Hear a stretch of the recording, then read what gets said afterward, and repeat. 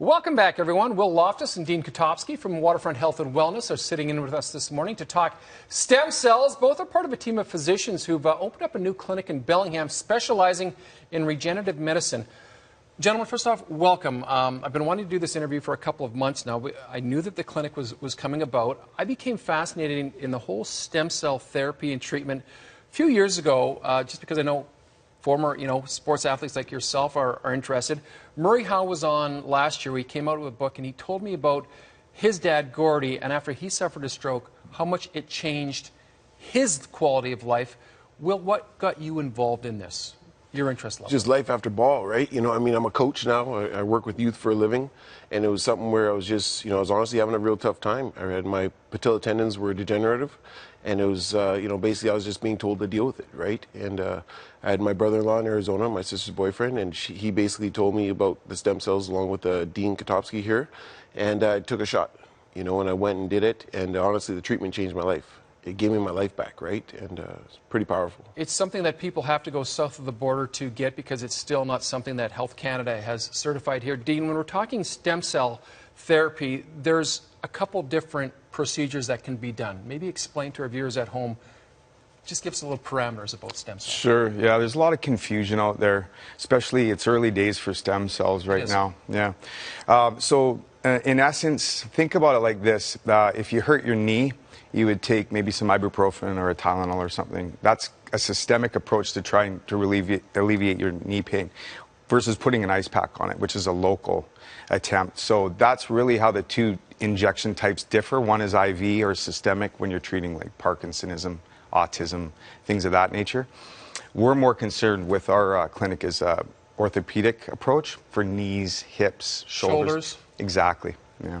Okay, this is still a landscape that is wide. The research that I've done on it, I'm fascinated.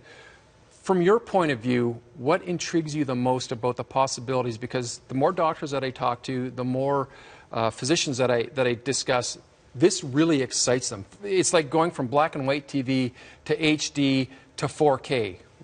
What do you see? You just got me excited again. I'm telling you, I've been doing this now for 30 years, and I started back with prolotherapy and PRP, which can be confused with stem cells as well. But I'll tell you right now, in the last 50, 60 years, there's been a handful of inventions that have just modernized medicine. Antibiotics, imaging, microsurgery, that kind of thing. Well, I'm telling you right now, the next player on that stage is stem cells. And truly, now, with the research that's being done, which is small yet, we're being very cautious as to how we refer people for this procedure, but the preliminary findings are extremely exciting, and in our orthopedic world, it's just phenomenal. It's next level stuff. Yeah, next level stuff. Well, I'm glad that you're here as well, because you're a former professional football player. We see your careers. It can either be a year, 3 years, 5 years. Those who are lucky to play 10, they feel the repercussions for years and decades to come, debilitating injuries. Yeah. What are you hearing from former teammates and even maybe athletes of today in regards to what you've gone through and what they're hoping will help them? Well, honestly, is you get your life back. When we retired from football, and myself, I played 10 years in the league, in the Canadian Football League, and here I was at 40 years old, sitting here wondering, like, okay, this is going to be a serious downslope here.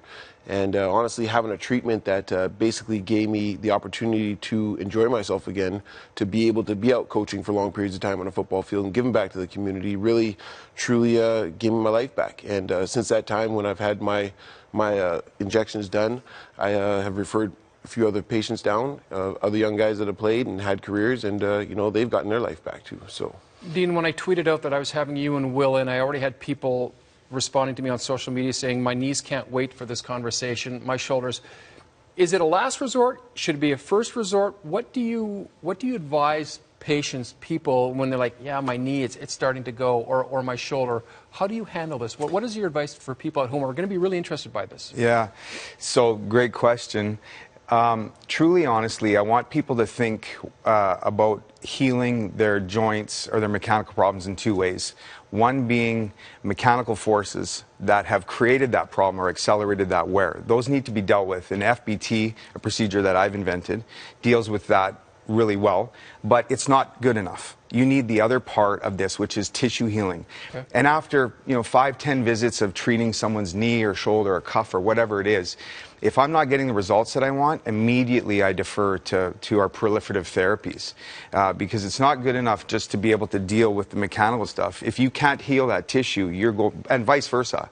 It's not acceptable, in our opinion anyway, just to shoot stems and then expect for this brilliant result. Truly, you want that balance with a mechanical process. Last question before I thank you guys and let you go on your way on a Sunday. How far behind is Canada? How quick can we catch up with the rest of the world in terms of stem cell therapy and research? I love my country, man.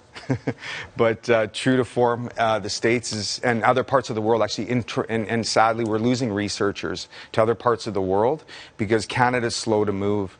So that's an open-ended question. What we need is some really good studies, which we're doing right now. What we need is some really good data in Canada and studies, and then that's going to open the door big time.